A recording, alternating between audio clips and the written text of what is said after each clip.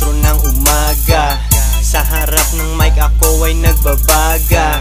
Nasa drug house ginagawa ang aking thing. Lumilipad ako kaya mukha kang chikiting. Paka-job, tropa ko nag-quit sa opisina. Di naniwala yung iba namin na Filipina. Swerte yung next day, bibigyan ko siya ng cut. Pinapanatili kong maliit aking pangkat. Yaman on the way na de-detect ng aking ilong. Customer bumabalik, busy lagi phone dong. Ngayong taong ito, magbabago ang storya. Buhay walang pera, nandun na lang sa memorya. Ganun pa rin sa pampera.